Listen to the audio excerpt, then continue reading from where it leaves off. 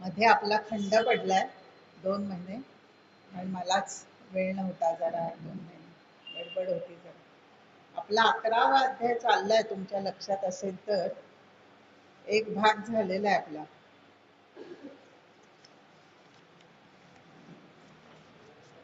204 ही ओवी आपण बघितली होती मागच्या वेळेला, 11व्या ह्याच्यात. 11वा अध्याय आपण बघितलं, विश्वरूप दर्शन. विश्वरूप बघायची अर्जुनाला इच्छा झाली, कारण 10व्यामध्ये भगवंतानी, मी जरा प्रस्तावना घेते आधी मुद्दामून. 10व्यामध्ये भगवंतानी विभूती योग सांगताना काय सांगितलं की मी सगळ्या विश्वात भरून आहे, सगळीकडे भरून आहे, निसर्गात आहे, व्यक्तीत आहे, वस्तूत आहे, कणाकणात आहे. आणि हे असं माझं विराट स्वरूप आहे, मी कुठे नाही असं नाही. हे सगळं ऐकल्यावर अर्जुनाला अशी इच्छा झाली की भगवंताचं हे जे विराट रूप आहे ते बघावं, म्हणून त्यांनी ती इच्छा भगवंतांना सांगितली. आता अर्जुनावर किती प्रेम असावं भगवंताचं, त्याला काही सीमाच नाही. भगवंतांनी लगेचच ते मान्य केलेलं आहे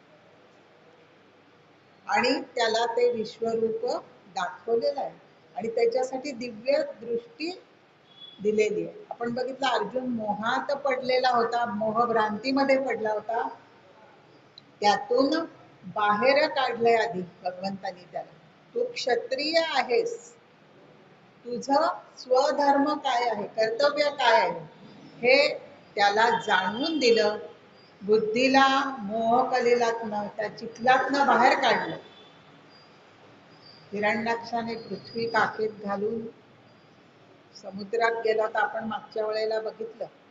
अर्जुनाने प्रथम मदनुग्रहाय परमं गुह्यम अध्यात्म सैज्ञितम, तू माझ्यावर जो अनुग्रह केलाय, कृपा केली आहे, त्याच्यामुळे माझा हा मोह गेलेला, असं म्हटलंय. काय कृपा केली, हेच ती त्याची बुद्धी परत आणून दिली. हिरण्याक्ष पृथ्वी घेऊन गेला होता, त्याला बाहेर काढण्यासाठी वराह घेतला. अर्जुन म्हणते, भगवंता मला या मोहकलेलातनं काढण्यासाठी तुला परत एकदा हा असा अवतार घ्यावा लागला आणि तुझी इतकी कृपा आहे. मग हे आपण त्यांनी दाखवलेलं आहे ते बघून तो भयंकर भांबावलेला आहे. एका बाजूने आश्चर्य, एका बाजूने नवल आणि एका बाजूने सात्विक भाव दाटून येत आहेत भगवंताबद्दल. भगवंतांचं हे रूप बघताना त्याला अनेक गोष्टी कळून येतात. सगळेजण त्याच्या मुखात जात आहेत, हे बघून सुद्धा त्याला कळत नाहीये काय चाललंय. आणि तो दिग्मूढ झालेला आहे, भांबावलेला आहे, त्याला काय करावं हे कळत नाही. आणि तो ते वर्णन करतो. आधी संजयाने वर्णन केलेलं आहे. संजय सांगतोय धृतराष्ट्राला की काय कसं हे विश्वरूप आहे ते सांगताना ते आपण बघत होतो, त्याच्यात आपण आलेलो होतो 304 पर्यंत. तेथेची कृष्ण मेघाची या दाटी, माझी कल्पांत विचूंची या स्फुटी, तैसिया बंदी पिंगळा देती भ्रूभंगा तळी. काय दृष्टी त्याची, भ्रूभंगा तळी, भुवयांच्या खाली, भुवयांच्या खाली जी त्याची दृष्टी होती भेदक, त्याच्यामध्ये जणू काही विजे लखलखते, विजेचं तेज होतं. कृष्ण मेघाची या दाटी म्हटलेलं, काळ्या मेघांमध्ये कल्पांत विजया, कल्पांताच्या वेळेला जसे विजेचं तेज असतं, चमकते, तसंच म्हणे ह्या तुझ्या दृष्टीतनं जणू विजा चमकतात. कारण ते उग्र रूप होतं, भयंकर रूप होतं. म्हणे चरण ते कवणेकडे केवते मुकुट ते दोर्दंडे, ऐसी वाढविता कोडे चाड देखावयाची. काही कळत नाही, अनादि अनंत आहे ते रूप. ह्याच्या आधी कुठे, अनंत कुठे, काहीही कळत नाहीये. आणि म्हणून तो म्हणतो, अरे तुझे पाय कुठे गेले, मस्तक कुठे आहेत, काही मला कळत नाही. मस्तकावरती सुंदर मुकुट, सगुण रूप बघायची सवय त्याला, कृष्णाची सावळ रूप. हे रूप बघताना त्याचा गोंधळ झालेला. मुकुट कुठे गेला म्हणतोय, बळकट बाहू कुठे गेले तुझे दोर्दंडे, ऐसी वाढवे ती कोडे. आणि मग हे तुझं अद्भुत रूप बघताना माझी उत्कंठता अजूनच वाढते म्हणतात. कोडे चाड देखवायची की अजून तुझं ह्याच्यातलं काहीतरी, अजून तो ह्याच्यात पूर्ण गुरफटलेलं नाही आहे, ह्याच्या पुढे त्याला अजून भयानक रूप बघायचे. म्हणून आत्ता अजून तो असं म्हणतोय की हे तुझे मुकुट दिसत नाही, चरण कुठे दिसत नाही, मला बघायची इच्छा अजून कुठे काय काय तुझं. आणि म्हणून तो म्हणतोय, अरे कृष्णा, हे काय चाललंय मला कळत नाहीये. अजून तुझी काही वेगळी रूप आहेत का? मग ती दाखव मला असली तर. तो दिव्य तेज शृंगारू कोणाची मतीसी होय गोचरू, देवा आपण पैची लेले ऐसे विरू देखत असे विरू. संजय सांगतोय, अर्जुन, की दिव्य तेज शृंगार केलाय भगवंतानी, अंगावर निरनिराळे अलंकार घातलेत, माळा आहेत. कोणाची मतीसी होय गोचरू, कुणाच्या बुद्धीला पण ते गोचर होणार आहे. म्हणजे दिव्य चक्षु असल्याशिवाय हे बघणं शक्य नाही. अर्जुनाला दिव्य चक्षु मिळालेले आहेत, तरी पण त्याला ते बघवत नाही. असं ते तेज आहे. कोणाची पतीसी होय गोचरू, देवा आपण पेची लेले ऐसे विरू देखते असे. आपणच अलंकार, म्हणजे अलंकार शोभत, अलंकारामुळे भगवंतांना शोभाले असं नाही, तर भगवंतांच्यामुळे अलंकारांना शोभाले, असं ते रूप आहे. एका बाजूनी भयानक पण वाटतंय, एका बाजूनी मोहक पण वाटतंय, कुठेतरी त्याच्याबद्दल उत्कंठता वाटते. मग तेथेची ज्ञानाची या डोळा पाहत कर पल्लवा जर सरळा, तव तोडीत कल्पांतीच्या ज्वाळा, तैसी शस्त्रे झळकत देखे. कुठे बघावं त्याला कळत नाही, एकदा इकडे एकदा इकडे बघतोय, जसं दिसतंय त्याला ते वर्णन संजय करतो. ज्ञानाची या डोळा म्हटलंय बघा, ज्ञानाची या डोळा दिला तेव्हाच त्याला हे गोचर झालं. पाहात कर पल्लवा जग सरळा, कर पल्लव बघितले भगवंतांचे. तव तोडीत कल्पांतीच्या ज्वाळा, तैस्त्री शस्त्रे. काय पाहिलं? भगवंतांच्या अनेक अनेक आपण बघितलं आधी, अनेक वदन आहेत, अनेक कर आहेत, अनेक मस्तक आहेत, अनेक मुख ज्वाळांनी भरलेली दिसत आहेत. आणि आता तो कर पल्लव हाताच्या पंजांकडे बघतोय, तेव्हा शस्त्र झळकताना दिसत आहेत त्याला. कल्पांतीच्या ज्वाळा तोडीत, कल्पांतीच्या वेळी प्रलयाच्या वेळेला आग डोंब उसळतो. दासबोधात समर्थाने खूप छान वर्णन केलंय. कित्येक वर्ष पाऊस पडतो, मग कित्येक वर्ष नुसते आगच ओतत असतो सूर्य. असा भन्नाट वारा सुटतो की काय विचारायला नको. अशी पंचमहाभूतांची नुसतं खेळ चाललेला असतो त्यावेळेला. त्या वेळच्या ज्वाळा त्या पण निष्प्रभ होतील, अशी शस्त्रांचं तेज आहे त्याच्या हातातला झळकतात. अशी शस्त्र त्यांनी भगवंतांच्या हातामध्ये पाहिली. आता करपल्लव बघून झाले, काय बघावं त्याला सुचत नाहीये. बघा ना, पुढे आपल्याला एक भव्य मूर्ती दिसली तरी आपण एका देवळात मोठीच्या मोठी मूर्ती बघितली तरी आपण चरणांपासून सुरुवात करून एक एक बघता, अरे हे काय सुंदर आहे, हे काय सुंदर. असं करत करत आता त्याची मुकुटापर्यंत दृष्टी गेलेली आहे. आणि मुकुटाचं वर्णन करतात. मुकुटावरी स्तबके ठाई ठाई पूजा बंध, कंठी रुळताती अलौकिक माळा दंड. काय सुंदर रूप असेल ते. स्तबक गुच्छ, फुलांचे गुच्छ लावले, कसे मुकुट सजवलेले आहेत फुलांची सुंदर रचना करून. आपण बघा आरास बघता ना तुम्ही गणपतीच्या वेळेला, काय फुलांची सुंदर आरास करतात, तशी आरास केलेले पूजाबंध असं म्हटलंय म्हणून त्यांनी. ठिकठिकाणी लावलेले आहेत मुकुटावर, आणि तो झळकतोय मुकुट स्वतःच्याच तेजाने.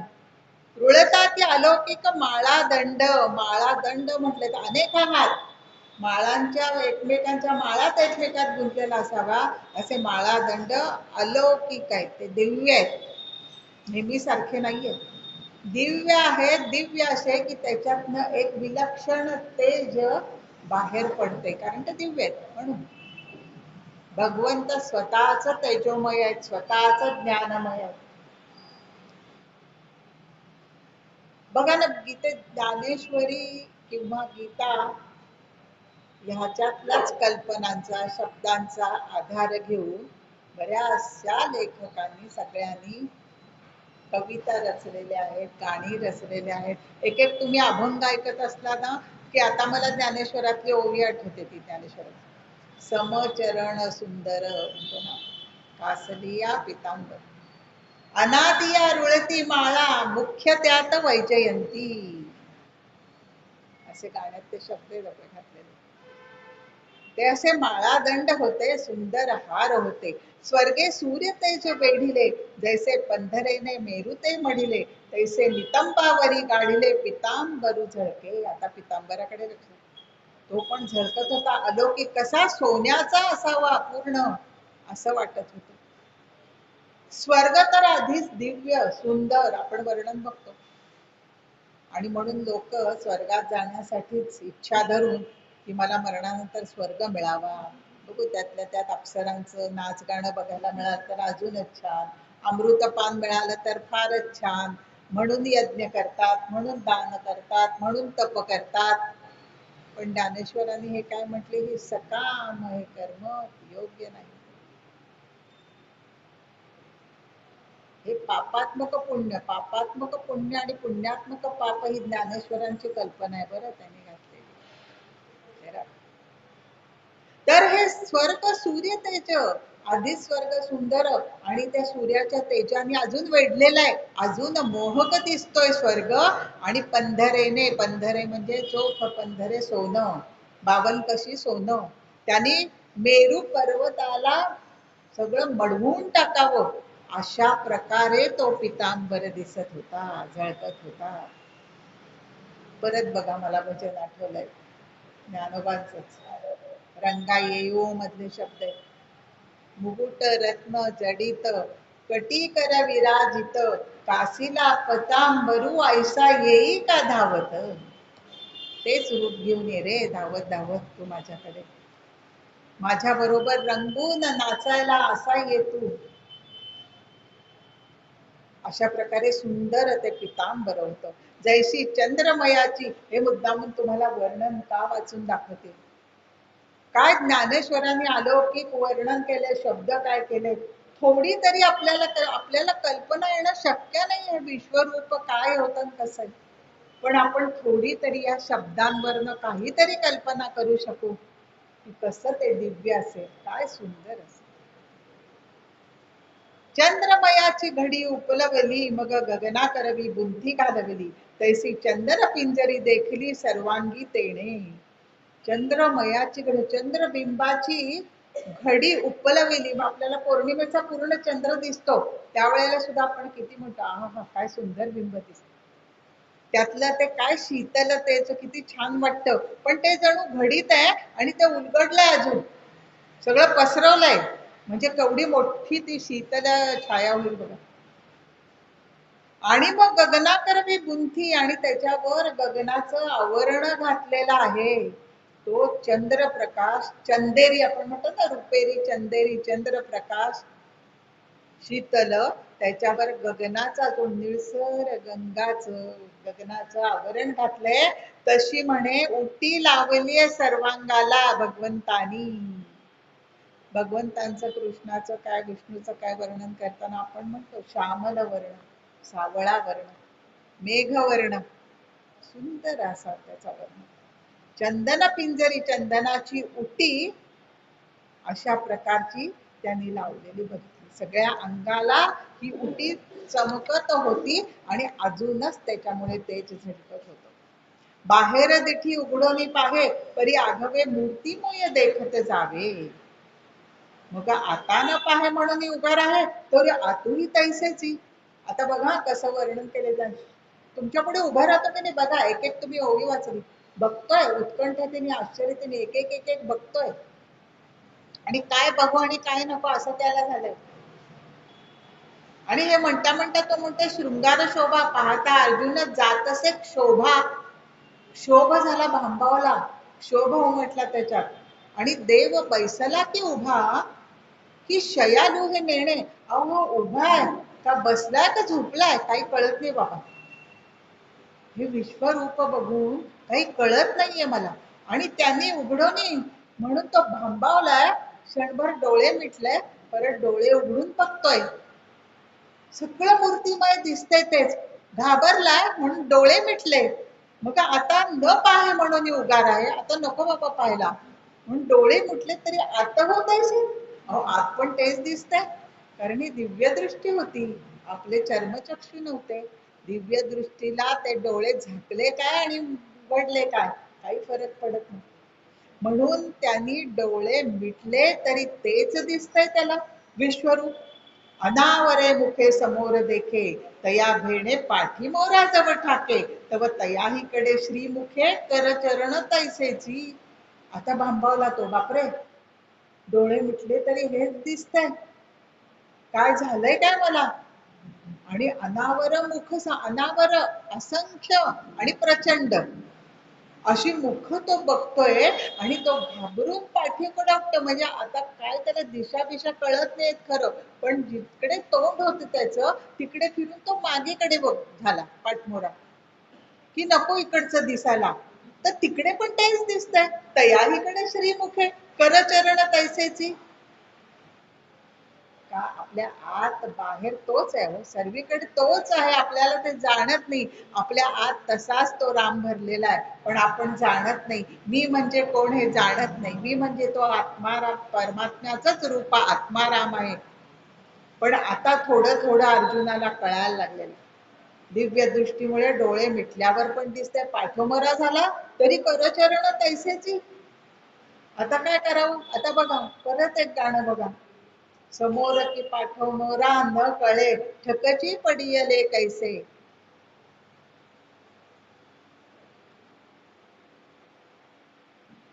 असा ज्ञानाचा साक्षात्कार झाला ना, एकदा तुम्ही त्याच्याशी जोडला गेला की हे आतदर्शन होतं.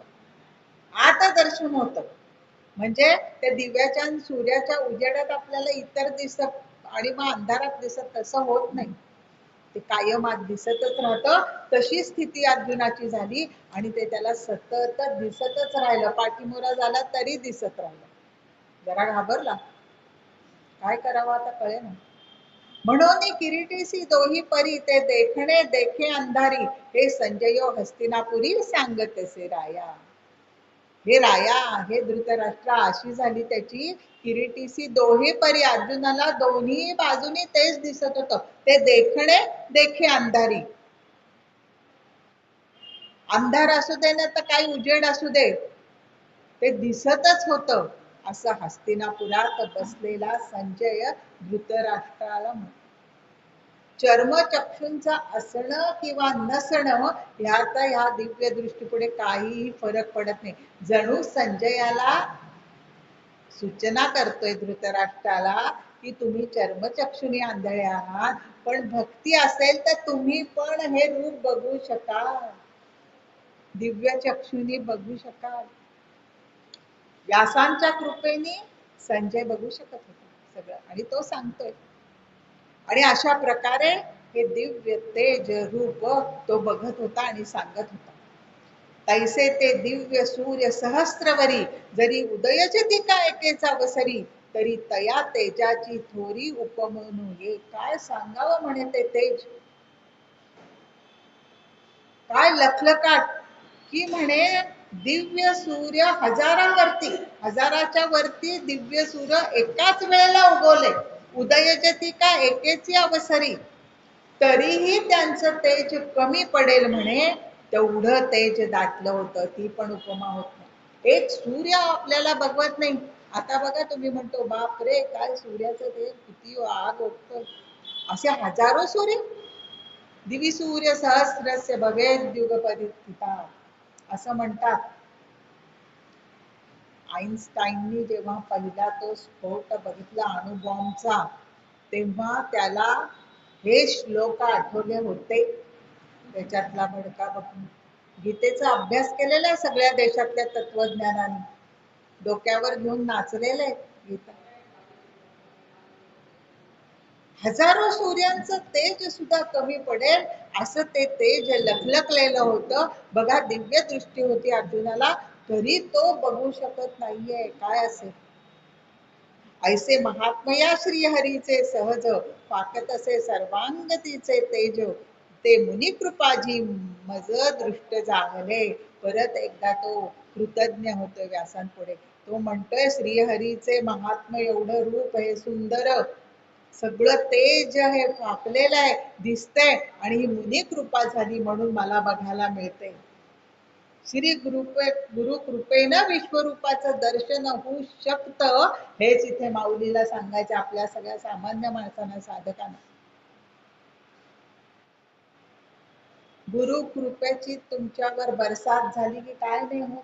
10व्या अध्यायातल्या वाचा तुम्ही, पहिल्या गुरुवंदनाच्या 10 ओव्या आहेत, रोज म्हणा, झोपताना म्हणा. फार सुंदर आहेत ते, अति सुंदर आहेत. त्याच्यात त्यांनी म्हटलेले काय गुरुचा महिमा वर्णावा, की दिठी जयावरी झळके, की हा पद्म करू माता पारुखे, तो जीवची परी तुके महेशेशी. अहो त्यांची नुसती दृष्टी पडू दे हो, त्यांचा हात आपल्या मस्तकावर येऊ दे. तुम्ही बघा महेशाच्या जोडीला जा. एवढे महिमेचे करणे आकळीते के असे साधन, म्हणून या मिया नमन निवांत केले. आम्ही गुरुचा महिमा जाणू शकत नाही, नमन निवांत करावे हेच माझ्या हातात. म्हणून गुरु कृपा झाली मला, म्हणून मी हे बघू शकलेलं आहे राजा. आणि तिये विश्वरूपी एकीकडे जग आघवे आपुलेनी पवाडे, जैसे महोदधी माझी बुडबुडे सिनाने दिसती. आता तो पण परत मध्ये संजयाची पण स्थिती थोडीफार तशीच झालेली आहे. त्याला पण काय बघून काय नको, राजाला काय सांगू असं होतं. ह्याच्यातलं काय सांगू, तो कुठं राजा, अरे बघा बघा ती आहे विश्वरूपी एकीकडे, एकीकडे विश्वरूप आहे आणि जग आपुलेनी पवाडे, आपल्या विस्तारासह जग पण सगळं तिथे दिसतंय. पण ते जग कसं आहे म्हणे, समुद्रामध्ये बुडबुडे दिसावेत ना, तसं छोटे बुडबुडे हे जग दिसत. जग म्हणजे एक नाही, ब्रह्मांड आहे ते. किती विश्वगंगा आकाशगंगा असतील, ग्रहगोल असतील, कुठली केवढे ते अनेक सूर्यमाला आहेत, त्यातली एक आपली सूर्यमाला, त्यातली एक आकाशगंगा, त्याच्यात ती सूर्यमाला, त्याच्यात आपली पृथ्वी, अनेक ग्रहांमधली. तिथे आपण किती नगण्य आहोत हे कळतंय. हे पण दाखवायचंय विश्वरूपाचं वर्णन करून माऊलीला. अहो तुम्ही कोण समजता स्वतःला, काय अहंकार करतो आपण, मी केलं माझ्यामुळे झालं आणि मी इतका महान. जरा पांडित्य झालं की काय लोक ज्ञानाचा आवांड, काय नगण्य रूप आहे तुमचं बघा. या निसर्गापुढे मानव किती हतबल आहे आपण बघतोय. वादळ एवढी मोठी अमेरिका दादागिरी करते, आता ते युद्ध काय होत नाहीये. जरा जेरीस आणलेला इराणांनी त्यांना, पण त्यांच्याकडे केवढी वादळ, त्या वादळाचं काय करू शकतात, केवढा संहार होतो, एवढी वादळ होतात. निसर्गापुढे मानवाला शरण जावंच लागतं. एवढी सुनामी येते, काय करतो आपण. एवढी प्रगत राष्ट्र आहेत, त्यांना आपण त्याच्या पुढे शरण जावंच लागतं. म्हणून हे म्हणे कसं आहे, बुडबुडे सिनामे, अहो एवढे एवढेसे बुडबुडे असे ही सगळ्या सूर्यमाला, सगळे हे जग आहे.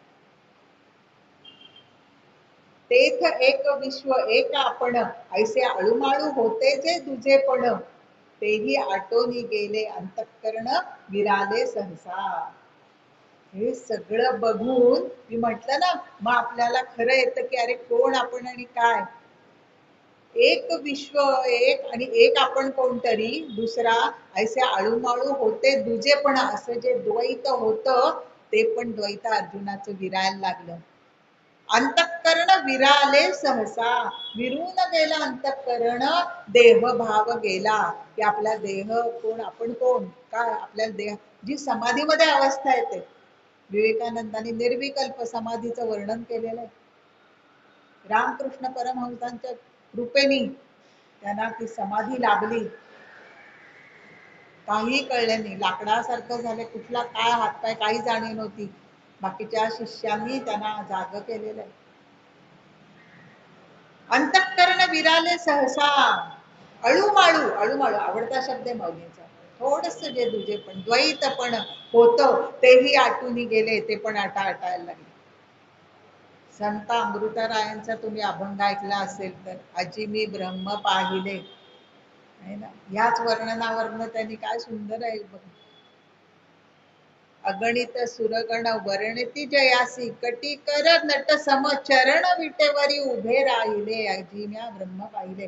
अशीच काहीतरी स्थिती होती अर्जुनाची. अरे आज मी काय बघितलं हे रूप भगवंतांचं. त्यांनी सगुण रूपाचं वर्णन केलंय तेच बघताना.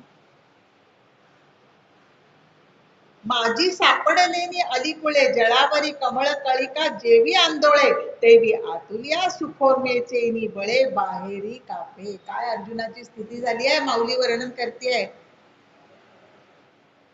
अलीकुळे म्हणजे भुंग्यांचे समुदाय, जळावरी सरोवरातली कमळ आहेत आणि त्याच्यामध्ये अडकलेत हे भुंगे. कारण ते सूर्यविकासी कमळ असेल तर संध्याकाळी बसतात तर मिटत ते आणि त्याच्यात भुंगे अडकतात, मकरंद घ्यायला जातात.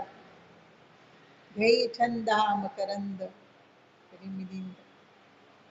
आणि मग ती कमळ कळिका आंदोळे, हलते डुलते आतल्या गुंग्यांच्या मुळे. तसं त्याचं शरीर कशाने सुखोर विचन. माझ्या अंगावर काटा येतो बघा हे वर्णन असतं. आनंदाच्या उकळ्यात आतमध्ये कुठेतरी. का साक्षात्कार झाल्यावर आपल्याला काय कल्पना येणार आहे काय होतं. आनंदाच्या लहरी एकावर एक येत आहे आणि त्यामुळे त्याचं शरीर थरथरत आहे, बाहेरी कापे. कसं ती उपमा काय सुंदर दिली आहे त्या कलिका आंदोलतात तसं. कर्पूर केळीची गर्भ फुटे उकलता कापुराचे नि कोंदाटे पुलिका गळती तेवी थेंब फुटे नेत्रोनी पडती. अष्टसात्विक भाव उत्पन्न झाले आणि अष्टसात्विक भावामधल्या एक एक लक्षण येतील. अंग थरथरत, वाचा बसते, आपण कोण आहे कळत नाही, स्तंभता येते म्हणजे आपण स्तब्ध होतो, डोळ्यातनं अश्रू वाहतात आपण. जेव्हा सात्विक भाव वाढतात ना, अष्टसात्विक भाव, तेव्हा त्या वेळेला कुठेतरी परमात्म्याशी तुमचे एकरूपता झालेली असते. तुम्ही मनापासून अगदी 2 मिनिटं पूजा करताना पूर्णपणे देवाशी एकरूप व्हा. माळ ओढता एकरूप व्हा, विचार नका करू. बघा तुम्हाला पण अनुभव. सात्विक भाव असेल काय म्हणतात त्याच्या नेत्रातनं थेंब पडतात. कसे म्हणजे कर्पूर केळी एक प्रकार असतो केळीचा की त्यातनं ते जे गळतं त्याच्यातनं जो चीक त्याचे कापूर बनतात म्हणे. तर ते गर्भपुटे उकलता फूल, केळफूल आपण म्हणतो ना, त्याचं ते तयार होऊन त्याच्यात कापूर दाटला पूर्ण की त्या दाटल्यामुळे उकललंय आणि त्याच्यातलं थेंब थेंब थेंब पुलिका गळती, कापराचे कण गळतायत तसे म्हणे त्याच्या नेत्रातनं अश्रू होतात. तुम्ही सुद्धा जेव्हा भगवंताशी एक रूप व्हाल बघा, न कळत तुमच्या डोळ्यातनं अश्रू येतील. भगवंताची कृपा, भगवंताची दया, तूच माझं सगळं करणारा असा तेव्हा तुमचा भाव होईल. तेव्हा तुमचे पण असेच अष्ट सात्विक भाव. तैसेची तया सुखानुभवा पाठी केला द्वैताचा सांभाळू देखी मग उसा सोनी किरीटी वास पाहिली. या सगळ्या ह्याच्यात तो गुंतलेला होता तरी पण कुठेतरी जाणीव आली की अरे आपण दिव्य रूप बघतोय ह्याच्यात आपण बुडून चाललोय. परत द्वैतात आलाय, द्वैताचा केला सांभाळू, थोडासा परत भानावर आलाय, द्वैताचा आलाय. उसा सोनी उसासा सोडलाय. काय करू आता, भगवंताचं रूप आता बघायचं काय करायचं.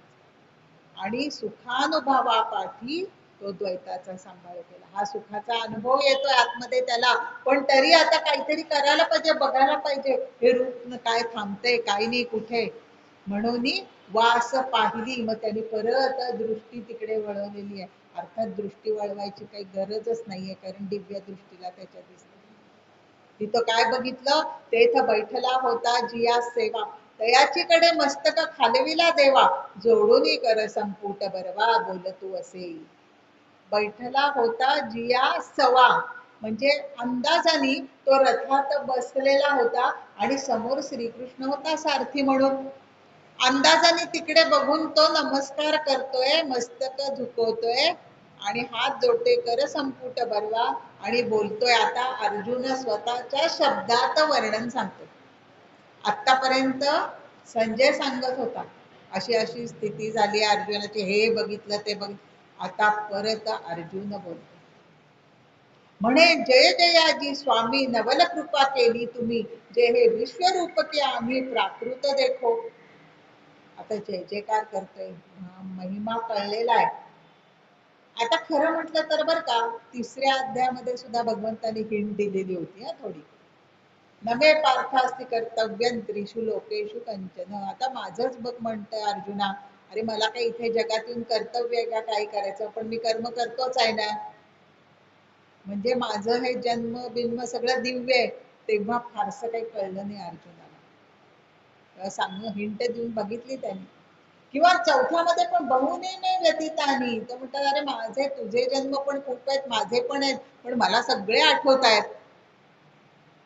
पण तेव्हा एक एक भगवंत सांगतात त्याचं नवल होतं त्याच्या मनात, त्याच्यामुळे अर्जुनाला तेव्हा पण कळलं नाहीये. त्या भगवंतांना सगळे जन्म म्हणजे खरा अवतार आठवतात, म्हणजे काय काहीतरी वेगळं असलं पाहिजे, हे तेव्हाच त्याला कळलं असलं पाहिजे ना. पण नाही, जेव्हा 10व्यामध्ये सगळं विभूती योग सांगतात आणि हे विश्वरूप दर्शन करतात, तेव्हा त्याच्या लक्षात आलेलं आहे की आपला सखा श्री कृष्ण, सगुण रूपातला कृष्ण म्हणजे खरा कोण आहे. खरं ते ब्रह्म आहे. म्हणून जय जयाची जय जयकार करतोय, कृपा केली म्हणे. तर गुरु तर आहेच. गुरु तुम्ही माझ्यावर कृपा केली, नवलं म्हणे, काय मोठं केलं. अहो मी कोण, कुठला सामान्य प्राकृत देखा म्हटले. अहो मी कोण, सामान्य आहे, आणि हे विश्वरूप दाखवलं तुम्ही मला. काय म्हणावं मी.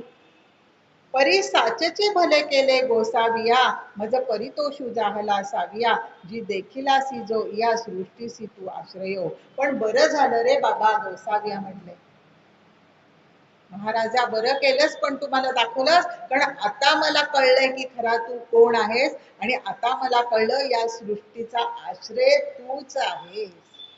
सृष्टी निर्माण करणारा, आधार देणारा, ज्याच्या आधारावर ही सृष्टी आहे तो तूच आहेस, हे आता माझ्या लक्षात येते बरं. म्हणजे आता त्याला ते खरं कळलं, श्रीकृष्ण कोण आहे खरा, सगुण रूपातला श्रीकृष्ण कोण. बरं झालं म्हणे तू दाखवलंस, एवढं मला कळलं.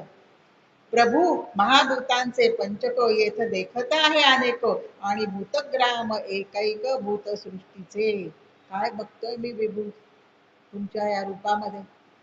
का कळलं म्हणे, पंचमहाभूतांचं पंचक म्हणजे सगळे पंचमहाभूतांचे अनेक सम, मी म्हटलं ना अनेक ब्रह्मांड, अनेक सूर्यमाला, अनेक ग्रह, म्हणून तो म्हणतोय महाभूतांचे पंचक, पाचाचा एक, असं पंचक असे अनेक.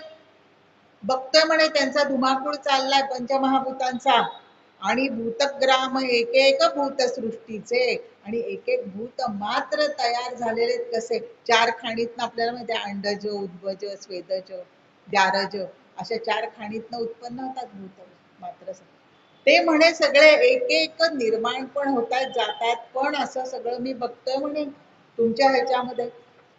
जी सत्यलोकू तुझ माझी आहे, देखीला चतुरांना नोहा नव्हे, आणि येरीकडे जेव्हा पावे तेव्हा कैलासही दिसे. अहो काय काय बघतो भगवंता, ह्याच्यातच मला दिसते. हा काय ब्रह्मदेव पण दिसतोय, आणि हा काय शंकर पण दिसतोय कैलासावरचा, हे सगळंच इथे दिसतंय. दुसरीकडे सगळं बघतोय तेव्हा चतुरानन पण आहे, कैलास आहे, कैलासावर बसलेला शंकर.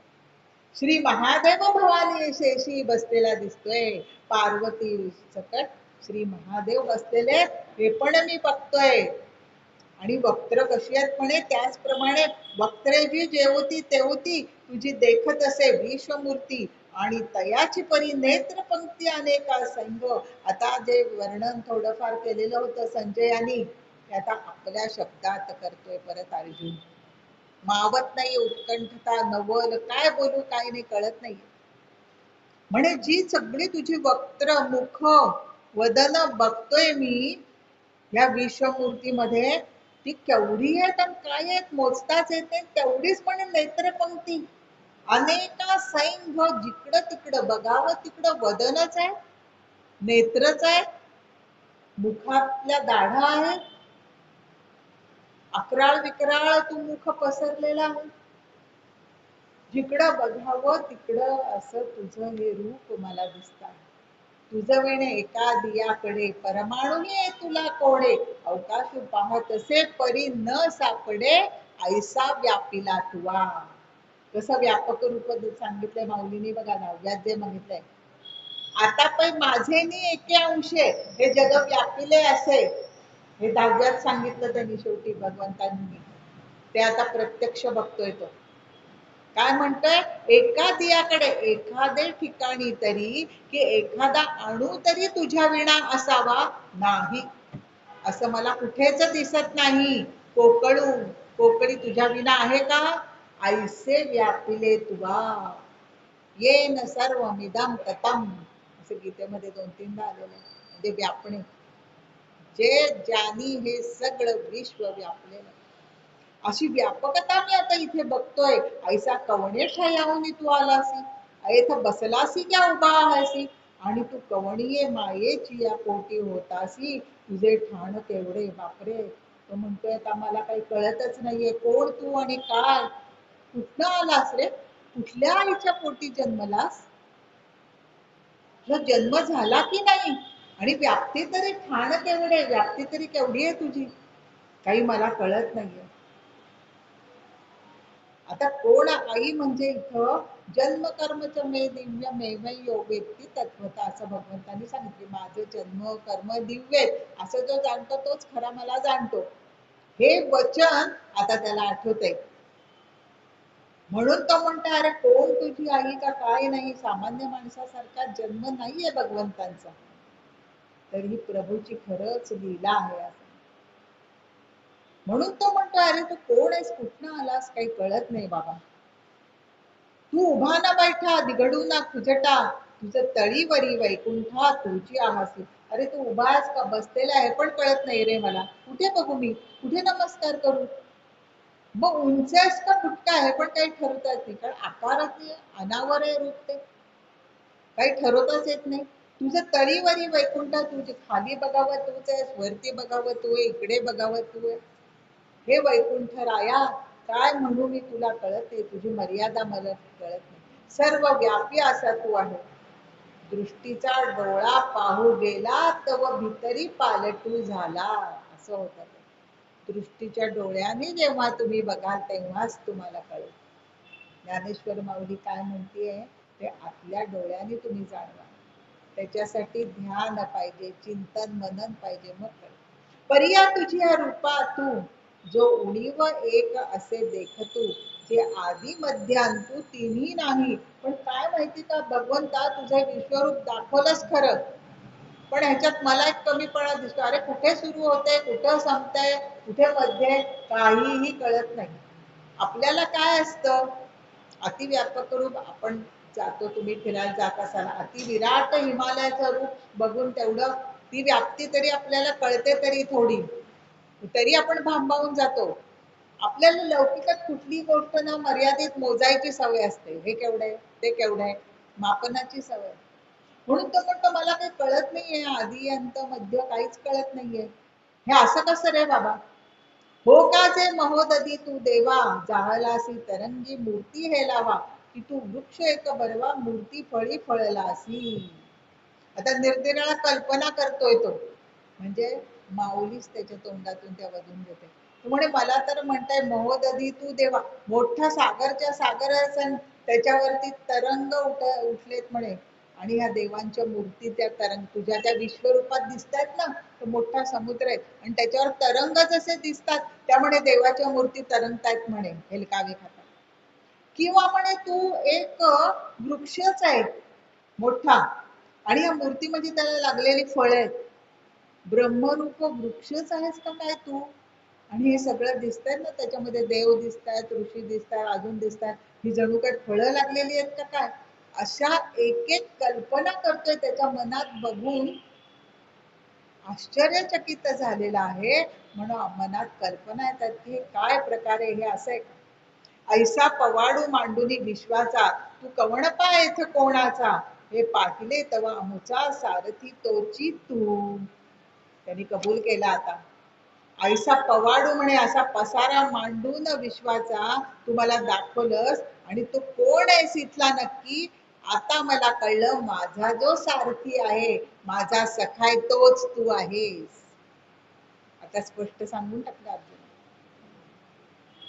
श्रीकृष्ण स्वरूप आणि विश्वरूप हे दोन्हीही जणी तो अनुभवत येतात आत, कारण मनात कुठेतरी ती त्याला चतुर्भुज रूप, सावळं रूप ते दिसतंय, त्याची उत्कंठता पण आहे.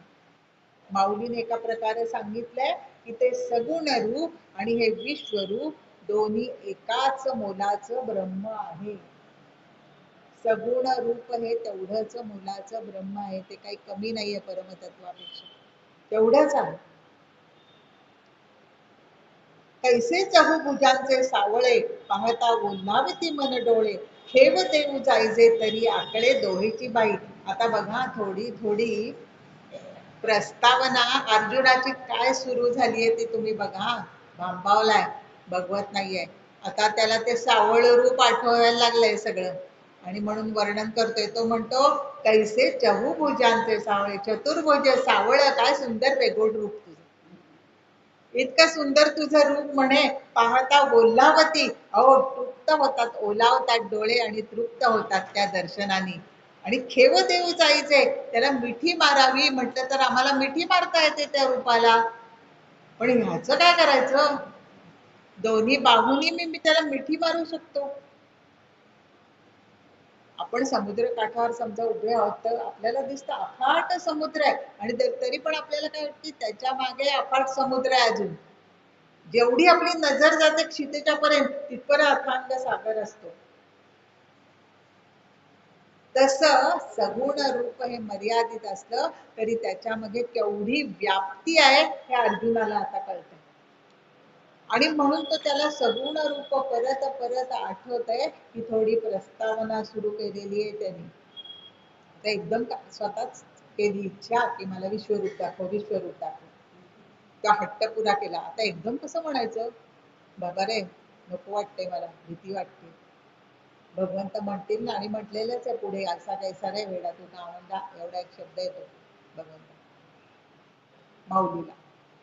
तरी आता दिठीचा विटाळू गेला, तुवा सहजे दिव्य चक्षु केला, म्हणून यथारूपे देखवला महिमा तुझा. पण तू माझ्या दिठीचा विटाळू गेला, म्हणजे ज्या चर्मचक्षूंचे हे दोष असतात की ते आपण जे लौकिकात जे सृष्टीत मायावी येतेच बघू शकतो, ते सत येते असं बघू शकत नाही. तो विटाळू गेला म्हणे, आणि दिव्य चक्षु तू मला अर्पण केलास, आणि म्हणून तुझा हा महिमा मी बघू शकलो, आणि तोच तू आहेस हे पण मला कळलं. येरीकडे त्याची नोहे गदा, आणि तळिली या दोन्ही भुजा निरायुधा, वागोरे सागरावया गोविंदा संसारी दिया. अरे हे काय बघतो मी, हीच नाही का ती तुझी दोन्ही हातात गदा धरलेली एका हातात, आणि तळिली या दोन्ही भुजा निरायुधा, ज्या खालच्या दोन भुजा आहेत त्याच्यात निरायुधा, त्याच्यात काही शस्त्र नाहीये, कारण एका हाताने तू काय धरलंयस? वागोरे सावऱ्या लगाम धरलेला आहेस माझं सारथ्य करण्यासाठी. वागोरे सावरे या गोविंदा संसारिली, या संसार सरसावले लगाम धरण्यासाठी. खालचे दोन हात, एका बाजूने एका हातात लगाम, एका हातात चाबूक आहे, असे ते त्याला दिसते. तो तूच आहेस आता मला कळलंय म्हणतो. हे एथ आथी का येथ नाही, ऐसे श्वासोही नये काही, नवल अंग प्रभेची नवाई कैसी कोंदली सैंधो. आता परत तो म्हणतो, अरे काय तुझं तेज म्हणावं का काय हो, म्हणे श्वास घ्यायला पण फुरसत नाहीये. असं एक एक, आत्ता हे बघतोय तर अजून नवल, हे बघतोय तर अजून नवल, म्हणजे मला श्वास घ्यायला पण फुरसत दिलं नाही म्हणे. हे इथं हाती काय येत नाही, आत्ता हे तर इथे आहे, आणि श्वसेही नाही काही नवल, अंगप्रभेची नवाई अशी तू म्हणे. अंगप्रभेची नवाई, काय तेज तुझं, काय रूप, हे कोंदली सैंग सगळीकडे भरून राहिलेलं, आणि मला कुठं बघावं आणि काय बघावं तेच कळत नाही. ना तरी संहार तेजाची या ज्वाळा, तोडूनी माचू बांधला अंतराळा, आता दिव्य ज्ञानाची या डोळा पाहवे ना. थोडं थोडं आता मुखात नाही यायला लागलं त्याचं कबुली, की म्हणे संहार तेजियाच्या ज्वाळा, संहार जेव्हा विश्वाचा संहार होतो त्यावेळेला जे ज्वाळा उठतात ते जास्त, तेच म्हणे तोडून जणू काही मांडव, माचू बांधला अंतराळात, मांडव बांधलाय म्हणे जणू त्या ज्वाळांचा. अशा ज्वाळांकडे आता या माझ्या दिव्य चक्षु नाही बघवत. दिव्य चक्षु दिलेस बाबा, पण ज्ञानाची या डोळा पाहवेना. प्रलयाच्या पसरलेनी प्रकाशे, सैंग पांचपणी या ज्वाळाचे वळसे, पडता ब्रह्मकटाह कोळीसे होता हाती. 5 प्रकारचे अग्नी असतात असं त्यांनी इथे सूचित केलेले आहे. म्हणजे ते सगळे 5 प्रकारचे पाचवेनी या ज्वाळाचे वळसे, सगळे 5 अग्नी आपल्या पूर्ण शक्तीने आपलं तेज दाखवत आहेत. आणि त्याच्यामध्ये ब्रह्मकटाह कोळसे होत आहे असं म्हणतंय. ब्रह्मांडाचं कोळसे होत आहेत असं मला वाटतंय. तुमच्या माहितीसाठी नुसतं सांगते ना ग. गार्हपत्य, आहवनीय, दक्षिणाग्नी, सम्य, आवसथ्य असे 5 प्रकारचे अग्नी आहेत. सगळे मिळून इथं पेटलेत म्हणे. आणि जणू हे ब्रह्मांड त्याच्यात कोळसा होते, राख होते. देवा तू अक्षर, औटाविये मात्रेसी पर, श्रुती जयाचे घर विवसिता हाती. अरे मला माहिती तू अक्षर आहेस, तुला कधी नाशच नाही, क्षर नाहीये तू.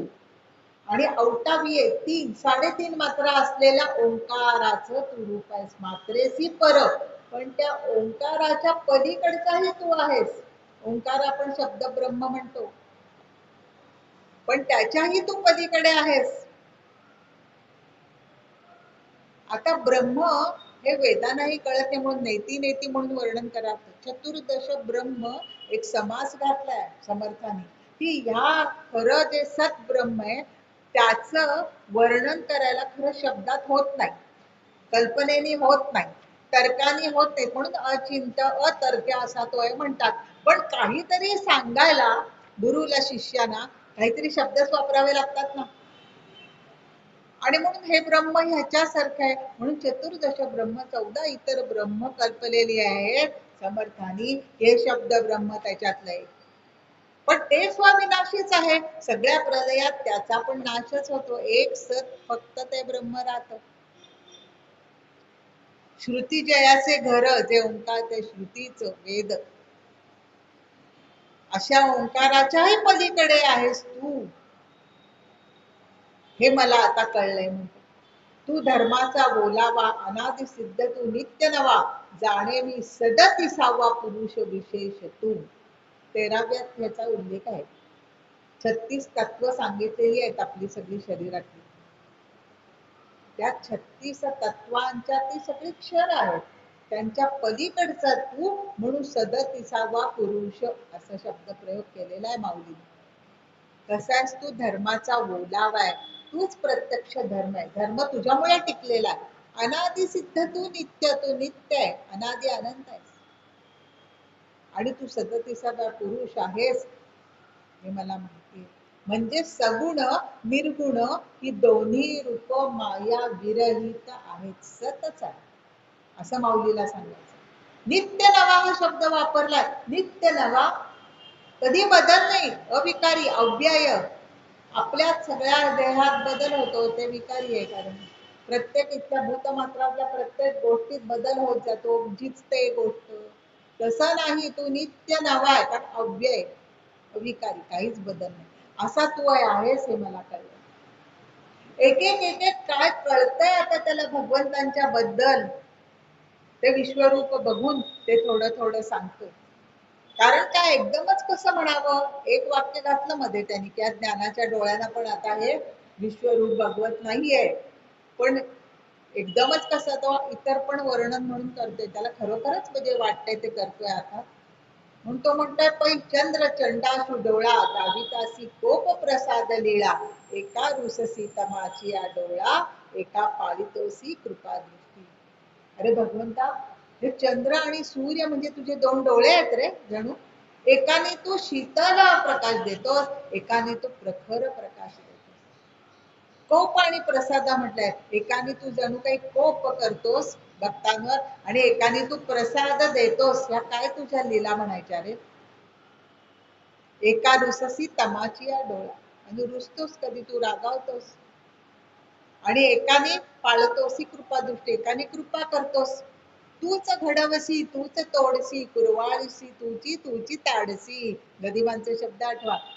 याच्यावरनं सुचलेला ना त्यांचा अभ्यास होता गीता ज्ञानेश्वरीचा. नकळे यातून काय साधसी, तुझे तोडसी तूच घडविसी. तेच म्हणतो येतात, एक डोळा तुझा कृपा करतो तर एक डोळा तुझा. मुखी कुणाच्या पडते लोणी, कुणामुखी अंगार. प्रारब्ध इथं आलंय, प्रारब्धाप्रमाणे कुणाला लोणी मिळणार, कुणाला अंगार मिळणार, हे ठरलेलं आहे. अशी तुझी दोन्ही बाजूनी कृपा दृष्टी आहे. जसं जसं ये यथामाम प्रपद्येती तांस तथैव भजाम्यहम. जसा आहे, जसा तू भक्ती करतोस तसं तसं जसं तुझं कर्म आहे तसंच तुला मिळणार आहे. ये वदनाची या उभा आणि जी सर्वांग कांतीची या प्रभा, विश्व तातले अतिक शोभा जात आहे. आता काय सांगू भगवंता, हे ही तुझी जेवढी पसरलेली अग्निमुख आहेत त्याच्या उभाऱ्याने म्हणे, त्याची उष्णता इतकी आहे आणि ही तुझी कांतीची प्रभा जी आहे त्याच्यामुळे अरे विश्व सगळं जळून जात आहे. विश्व तातले अधिक शोभा, तप्त होत आहे, करपून जात आहे म्हणे. काय सांगू आता तुला, हे काय चाललंय तुझं, असं त्याला एक म्हणायचंय. हे विश्वरूप तू का सगळं दाखवून हे विश्व जाळतोस का काय? बरं, अर्जुन ज्ञानी होता, त्याचा अभ्यास होता, म्हणजे तो म्हणतो आत्ता तरी काय प्रलयाची वेळ नाहीये इतक्यात, आणि हे काय आरंभलंय भगवंतानी. नावरे व्याप्ती हे असाधारण, न सावे रूपाचे उग्रपण, सुख दोरी गेले परी प्राण विपाये धरिजे. आता काय सांगू देवा, काय परिस्थिती आली आहे. म्हणून आधी विश्वाचं कारण सांगून टाकलं, विश्व जळते म्हणून. मग म्हणतो ही आहे सगळी व्याप्ती, हा पसारा बघून तुझ्या उग्रपण जे मला सहन होत नाहीये. तुझ्या रूपाचं उग्र, न सावे रूपाचे उग्रपण. सुख दिले गेली, आता मनातली शांतता सुख सगळी दूरच गेली आहे, पण कसा बसा प्राण धरला म्हणे. आता अर्जुनाला वाटते बहुतेक आपला पण प्राण जाणार ह्याच्यामध्ये, मग कुठलं युद्ध कुठलं काय काय. प्राण विपाये धरिजे, हे असं तू काय म्हणे तुम्ही केले. देवीची तू ते देखील यासाठी, काही सहसा तुझं देवो येईल मिठी, आणि नेदी तरी शोक संकटी राहो केवी. अरे आता मला तुझं रूपाचा आनंद लुटायचा होता रे, तुला आलिंगन द्यायचं होतं, तुला बघण्यासाठी माझे डोळे आसुसलेले होते, पण तुला मिठी कशी, तुझं देव येईल मिठी, आणि मग तुला आलिंगन देता नाही, तुझ्या मनात माझी अशांती राहील, इच्छा पूर्ण नाही होणार, शोक संकटी राहो केवी. मग त्या विराहाच्या दुःखात मी कसा राहू, मला माझ्या भगवंताला भेटता येत नाहीये, कसा भेटू तुला, हे तुझं रूप मला सावत नाहीये. गप्प बसावं म्हटलं तर ते पण नाही, कारण तुला भेटायची आस तशीच राहील. भेटी लागे जीवा लागलीसे आस, अशी संतांची आस असते बरं, अशीच अर्जुनासारखी. म्हणून मागा सर्व तव संसारू, आडवीत येतसे अनिवारू, आणि पुढा तू तव अनावरू न येसी घेवो. आता त्याची ना चिमट्यात पकडल्यासारखी अवस्था आली. काय म्हणतो अर्जुन, आता मागे वळा की जाऊ दे मरू दे, विश्वरूप वगैरे नको, काही नको काही नको, आपण आपलं मागे जाऊया आणि आपलं लौकिक ह्याच्यातलं आपलं नेहमीच आहे ना ते आपलं जग जगावं. तर म्हणतो तर संसार आड येतोय. ही ना, ही अवस्था, जो साधक आहे ना, साधक जो चाललाय वाटेनी, की त्याला ब्रह्मरूप काय आहे, देव काय आहे, जिज्ञासू भक्त, ह्याची कशी थोडी स्थिती होते ती दाखवली आहे. थोडे थोडे विषय त्याला ओढत असतात, एक पाय मागे विषय खेचत असतात, तर एक पाय पुढे भगवंताच्याकडे नेत असतो. काय करावं हे कळत नाही, तिथं मग धैर्य धृती लागते, सात्विक धृती, तसेच पुढे जायची. तस म्हणते मागे जावं तर संसार अडवते येसे अनिवार्य, मागे संसार आहे परत त्याच्यात अडकणार, आणि पुढे जावं तर हे तुझा अनावर रूप, अनावरू तू न येसी घेवो, ते काय तुला नीट भेटता येत नाही, हे रूप कसं रे मी घेऊ म्हणतो. अशा दुधारी संकटात मी सापडलेलो आहे, असं म्हणतोय. म्हणजे थोडक्यात त्याला म्हणायचंय, या व्यापक रूपाने मला काय आनंद मिळत नाहीये बाबा. जे भक्ताला भगवंताच्या भेटीनी जो आनंद होतो ना, तो तसा आनंद नाही रे होत आहे. म्हणजे आश्चर्य आहे, नवल आहे, काय तुझं रूप, कोण आहे तू ते पण कळलंय, पण तो देवाच्या भेटीचा आनंद काही मला मिळत नाही रे. ऐसे आमुचे सोडवणे तुझं वाचवणी किजेल कवणे, तुझं शरण गा सर्व प्राणे म्हणत देवा. आता या संकटात तू तुझ्याशिवाय कोण सोडणार रे बाबा, कोण सोडवणार आम्हाला. किजेल कवणे तुझं शरण गा सर्व तन मन धन तुला अर्पण केलंय, प्राण तुझ्या पायावर घातले, शरण आलोय तुला मी, आता वाचव बाबा वाचव म्हणत देवा. एका बाजूने करुणा वाटतोय की देवा वाचव, आणि एका बाजूने अजून काय काय दिसतंय ते पण, म्हणजे काय त्याला अर्जुनाला करावं तेच कळत नाही. आणि महर्षित्वा सिद्ध का विद्याधर समूह विविध, हे बोलत तुझं स्वस्तिवाद करतीस तवन. एका बाजूने म्हणते तुला शरण आलंय वाचव बाबा, आणि लगेच म्हणते बघ बघ ते सगळे ऋषीमुनी दिसतात तुला पाया पडतात आणि काय म्हणतात, स्वस्तिवाद स्तुती करतात, कल्याण वस्तू म्हणतात, तुझी स्तोत्र गातायत, स्तवन करतात. स अस्ति कल्याण असो, स्वस्ती असं म्हणतात. हे रुद्रादित्यांचे मेळावे वसुहन साध्य आघावे, अश्विनव दैव विश्वदेवे विभवे वायू, काय काय दिसतंय त्या परत. हे जे मागे म्हटलेलं होता ना संजय, तेच तर काय काय दिसतंय तुझ्या रूपात, केवढे देव दिसतायत, रुद्र दिसतायत, आदित्य दिसतायत, दोन अश्विनी कुमार दिसतायत, वायू रूप देवता आहे, वैभवानी युक्त असे विश्वदेव दिसतात. हे सगळं विश्वाचा नाथ म्हणून नाचते विश्व तुझ वदनी, तव नामे तुझ्या चरणी नाचते यमुना जळधुंद. आठवतात ना एक एक पंक्ती याच्यात. नाम घेता तुझे गोविंद, मनी वाहे भरून आनंद. हा भरून वाहणारा आनंद मला नाही मिळत आहे तसा, असं म्हणतोय तो. हे मिळत नाहीये. अते जय जय घोष कलरवे, स्वर्ग गाजविता ते आगवे, ठेविती ललाटावरी बरवे कर संपुट. तुझा जय जयकार करतायत, कर जोडून तुला नमस्कार करतायत, आणि स्वर्गामध्ये त्याचा घोष उमटावा असा गजर करतायत. हे लोकत्रय व्यापक रूपडे, पाहता देवाही वचकू पडे, याचे सन्मुखपण जोडे भरतया कडुनी. आणि परत आता त्याला कळतोय, आता हा विषय निघाला देवांचं, म्हणतो अरे पण तुझे लोकत्रय, हे तिन्ही लोक तुझे हे रूपडे बघून देवांनाही भय वाटते जणू, देवांनाही वचकू पडे. आता म्हणतो, आता देवांचं नाव पुढे जरा पुढे कर, देवांनाही भय वाटते म्हणे, याचे सन्मुखन जोडे भलता कण. अहो कुठे बघा समोरच आहे, काय कुठे बघावं, डोळे मिटावे तरी दिसतंय, इकडे वळावं तरी दिसतंय, तिकडे वळावं तरी दिसतंय म्हणे, काय करावं का काय आम्ही आता. परत वर्णन करते, अनंत चारु बाहू चरण बहुदर आणि नाना वर्ण, कैसे प्रतिवदनी मातले पण आवेशाचे. अरे काय तुझे चरण, काय तुझे बाहू, अनेक आहेत, अनंत आहेत, मोजताच येत नाहीये, नाना वर्णाचे, नाना आकाराचे आहेत, आणि प्रतिवदने माजले पण आवेशाचे, म्हणजे सर्वांचा ग्रास घेण्यासाठी तू आवेशाने मुख तुझी उघडलेली आहेस जणू, असं अर्जुनाला म्हणायचं. हे असं रूप बघता बघता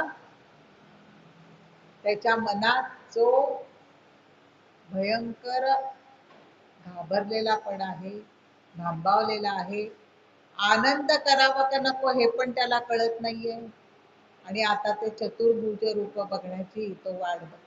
आता ह्याच्यातला पुढचा भाग अजून सुंदर आहे खूप, आपण तो पुढच्या वेळेला बघूया.